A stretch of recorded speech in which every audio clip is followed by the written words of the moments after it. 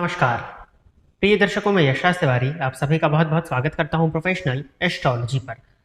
आज मैं आप सभी के सम्मुख उपस्थित हुआ हूं दी एस्ट्रोलॉजी शो के एपिसोड नंबर 23 को लेकर। दी एस्ट्रोलॉजी शो में मैं आप सभी दर्शकों के द्वारा पूछे गए प्रश्नों के जवाब देता हूं। वो प्रश्न ज्योतिष से संबंधित हो सकते हैं, पूजा पाठ से संबंधित हो सकते हैं, आपकी जन्म कुंडली की किसी भी तरह की प्लैनेटरी पोजीशन से संबंधित हो सकते हैं, या किसी भी तरह का उपाय, कोई ग्रह योग आप अपनी जन्म कुंडली से संबंधित समझना चाहते हैं, या ज्योतिष से संबंधित कोई भी प्रश्न आपके मन में अगर उत्पन्न होता है तो उन सभी प्रश्नों के जवाब आप मुझसे द एस्ट्रोलॉजी शो के कार्यक्रम के माध्यम से पा सकते हैं।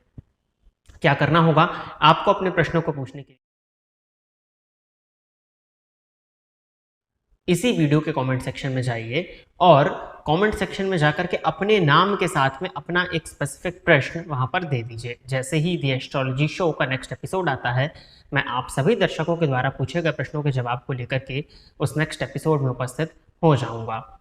यदि आप इस वीडियो को देखते हैं और अगर ये वीडियो आपको पसंद आता है तो आप इस वीडियो को लाइक करिए, साथ ही साथ चैनल को सब्सक्राइब करिए, ताकि इन फ्यूचर जो भी कंटेंट मेरे द्वारा इस चैनल पर अपलोड किया जाता है उसका नोटिफिकेशन आपको मिलता रहे। अब हम बिना विलंब किए अपने आज के इस कार्यक्रम की शुरुआत करते हैं।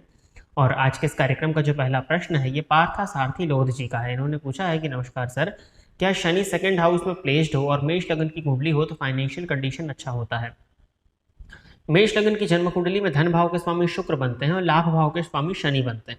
अब लाभेश जाकर के जब भी धन भाव में बैठ जाएंगे तो अपने ही घर से चौथे दसवें का संबंध बना लेंगे, और लाभपति का जाकर के धन भाव में यानी कि एकादशेश का जाकर के द्वितीय भाव में बैठ जाना महाधनी योग होता है। तो जब महाधनी योग जन्म कुंडली में ऑलरेडी लग चुका है तो फाइनेंशियल कंडीशन को नो डाउट ये अच्छा बनाएंगे। देखने वाली बात ये होगी, विचारणीय तथ्य ये होगा कि लाभपति धन भाव में जाकर के बैठे हैं तो धन का आवागमन तो बना रहेगा, परंतु धन भाव के अधिपति की स्थिति अर्थात शुक्र की स्थिति क्या है। यदि उस जन्म कुंडली में शुक्र भी अच्छी स्थिति में बैठे हैं, छठवें भाव में नहीं है जाकर के, क्योंकि अगर द्वितीय पति मेष लगन में द्वितीय पति शुक्र जाकर के अगर षष्ठ भाव में बैठ जाएंगे तो कहीं ना कहीं ये वो नीच राशि में होंगे। पहली चीज। दूसरी चीज, आपका धन भाव का स्वामी ऋण भाव में चला जाएगा, तब फाइनेंशियल कंडीशन बहुत अच्छा नहीं माना जाएगा। लेकिन अगर इसके अलावा शुक्र कहीं भी बैठे हुए हैं, इनफैक्ट 12वें भाव में भी बैठे हुए हैं, तो उच्च राशि में अति विशिष्ट कारक हो जाएंगे, तो भी कहीं कोई दिक्कत नहीं है। तो लाभेश शनि का जाकर के द्वितीय भाव में बैठना बहुत अच्छा माना जाता है, अनटिल और अनलेस अगर वो शुक्र आपके षष्ठ भाव में नहीं है तो। अगर ऐसा है तो ये फाइनेंशियल कंडीशन को नो डाउट अच्छा ही प्रदर्शित कर रहे हैं। इसके साथ ही साथ अगर आप और सूक्ष्म रूप से देखना चाहें तो दूसरे से दूसरा अर्थात तृतीय भाव पराक्रम भाव, अपने बुद्ध की स्थिति को देख लीजिएगा, क्योंकि वो तृतीयेश होते हैं मेष लगन की कुंडली में। और गुरु जो कि धन के कारक हैं उनकी स्थिति को भी देखना होगा। यदि गुरु भी जन्म कुंडली में मजबूत है तो फाइनेंशियल कंडीशन नो डाउट बहुत अच्छी होने वाली है। आगे बढ़ते हैं। अगला प्रश्न जो है ये कृष्ण लोध जी का है। इन्होंने पूछा है सर, क्या 6, 8, 12 में मौजूद ग्रह हमेशा खराब रिजल्ट करते हैं या नहीं? जी, ऐसा हमेशा नहीं होता है। 6, 8, 12 में 6, 8, 12 जन्म कुंडली के दो स्थान त्रिक भाव के रूप में जाने जाते हैं, और इन भावों में पापक ग्रहों का जो रिजल्ट है वो श्रेष्ठ आता है। हालांकि उसमें भी कहीं ना कहीं परेशानी होती ही होती है। जैसे उदाहरण के तौर पर अगर देखा जाए तो शनि और सूर्य षष्ठ भाव में अच्छा रिजल्ट करने वाले होते हैं। यदि ये इस भाव में आकर के बैठते हैं तो उनका रिजल्ट अच्छा ही आता है। सूर्य और शनि षष्ठ भाव में हो तो शत्रुहंता योग बना देते हैं, तो इसको बढ़िया माना जाता है। राहु भी यहाँ कारक होते हैं, परंतु राहु के यहाँ पर होने के चलते भ्रामक रोग की स्थिति उत्पन्न हो जाती है, ये एक चीज देखने में आती है। लेकिन राहु भी यहाँ बैठे तो रोग रिपो ऋण से आपका विच्छेद ही कराते हैं, परंतु भ्रामक रोग अगर रोग आपको लग गया तो वो पकड़ में नहीं आता है। अष्टम भाव में किसी भी ग्रह का होना बहुत ज्यादा अच्छा तो नहीं ही है। अगर आप शुभ ग्रह को यहाँ पर रखेंगे तो वो उनसे संबंधित रोग देंगे, और पूरा अपना जो वो ताकत उनकी जो है, जो उनका पूरा प्रभाव है वो अष्टम भाव के बुरे प्रभावों को मिटाने में ही लगा देंगे। तो जो और जगह वो अच्छा लगा सकते थे वो नहीं लगा पाएंगे। अष्टम भाव में शनि कारक होते हैं, लेकिन अष्टम भाव में अगर शनि बैठते हैं तो उनकी तीसरी दृष्टि आपके दशम भाव पर पड़ती है और 10वीं दृष्टि आपके पंचम भाव पर पड़ती है। तो ये भी कहीं ना कहीं कार्य क्षेत्र में निरंतरता के साथ में संघर्ष को उत्पन्न कर देते हैं। और 12वें भाव में अगर देखा जाए तो केतु की स्थिति को अच्छा माना गया। 12वें भाव में केतु ठीक है, बाकी 12वें भाव में सूर्य शनि जाए तो वो भी कहीं ना कहीं परेशानी का कारण बनते ही बनते हैं। अब इस भाव में मौजूद ग्रह की अगर हम बात करते हैं तो जैसे सूर्य या शनि बैठे हैं, जब इनकी दशा अंतरदशा आएगी तो अच्छा ही रिजल्ट देखने में आएगा।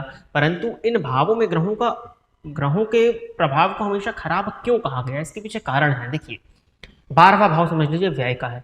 अब 12वें, हर ग्रह किसी न किसी चीज का कारक होता है, तो जो 12वें भाव में जो ग्रह जाएगा वो अपने से संबंधित चीजों का व्यय करने लगेगा। जैसे सूर्य नेत्र के कारक है, तो 12वें भाव में अगर सूर्य जाकर के बैठेंगे तो ऐसा व्यक्ति अपने आंखों का बहुत ज़्यादा यूज़ करेगा, आंखों का अत्यधिक उपयोग करने लगेगा, जिसके चलते उसकी आई साइट में प्रॉब्लम आ सकती है। जब आंखों का बहुत ज़्यादा यूज़ होगा तो आई साइट में प्रॉब्लम आएगी। चंद्रमा जाकर के 12वें भाव में बैठे तो ये भी कहीं ना कहीं आंखों से संबंधित, और चंद्रमा मन है तो ऐसा व्यक्ति अपने मन का बहुत व्यय करने लगेगा। मन का व्यय मतलब ओवर थिंकिंग, तो हमेशा मानसिक रूप से अशांत रहेगा।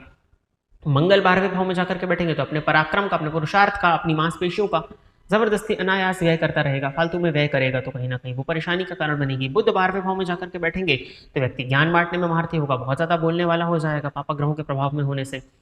गुरु 12वें भाव में जाकर के बैठेंगे तो सबको सिखाना, भैंस के आगे बीन बजाने वाली स्थिति बन जाती है कि सभी को ज्ञान देते चले जाना, जिसको जरूरत नहीं भी है उसको भी ज्ञान दे रहे हैं।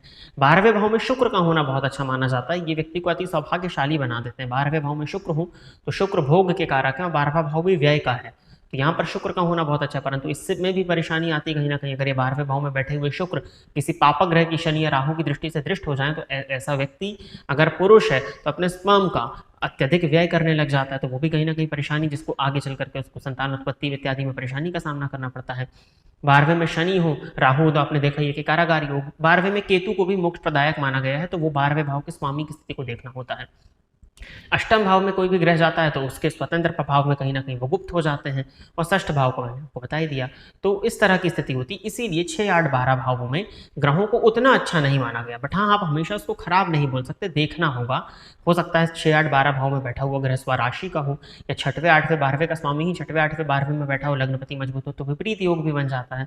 तो बहुत से सर्कमस्टेंसेस होते हैं जन्म कुंडली को। सामान्यतः जनरली अगर देखें तो 6, 8, 12 में मौजूद ग्रह कुछ हद तक खराब रिजल्ट तो देते ही हैं, या खराब रिजल्ट ना कहें, जितना अच्छा वो रिजल्ट दे सकते थे, जितनी उनकी कैपेसिटी, जितनी उनकी कैपेबिलिटी थी, उसमें काफ़ी हद तक कमी आ जाती है। अब आप ही समझिए कि गुरु जैसा ग्रह जो कि आपको धन दे सकता था, संतान का सुख दे सकता था, दाम्पत्य का सुख, भाग्य का सुख, धर्म का सुख, लाभ का सुख दे सकता था, बड़े भाई बहनों का सुख दे सकता था, वो अगर त्रिक भाव में जाकर के बैठ जाएगा तो उसकी जो इतनी सारी चीज़ें देने की जो पावर थी, जो कैपेसिटी थी, वो सब कहीं ना कहीं बुरी चीज़ों को खत्म करने में ही लग जाएगी। इसीलिए 6, 8, 12 भावों में बैठे हुए ग्रहों को बहुत अच्छा नहीं माना जाता। तो प्रिय दर्शकों, इतने ही प्रश्न आप सभी दर्शकों ने किए थे, और इतने ही प्रश्नों के जवाब को लेकर के द एस्ट्रोलॉजी शो के एपिसोड नंबर 23 में मैं आप सभी के सम्मुख उपस्थित हुआ था। आशा करता हूँ कि जिनके भी प्रश्नों का मैंने जवाब दिया वो सभी संतुष्ट होंगे। यदि आप भी अपने प्रश्न को इस कार्यक्रम में सम्मिलित कराना चाहते हैं तो आप अपना प्रश्न अपने नाम के साथ में इसी वीडियो के कमेंट सेक्शन में दे दीजिए। जैसे ही द एस्ट्रोलॉजी शो का नेक्स्ट एपिसोड आता है, मैं आप सभी दर्शकों के द्वारा पूछे गए प्रश्नों के जवाब को लेकर के उसमें उपस्थित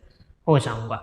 यदि आप इस वीडियो को देखते हैं और अगर आपको वीडियो पसंद आता है तो आप इस वीडियो को लाइक करिए, साथ ही साथ इस चैनल को सब्सक्राइब करिए, ताकि इन फ्यूचर जो भी कंटेंट मेरे द्वारा इस चैनल पर अपलोड किया जाता है उसका नोटिफिकेशन आपको मिलता रहे। आज के इस कार्यक्रम में बस इतना ही रखते हैं।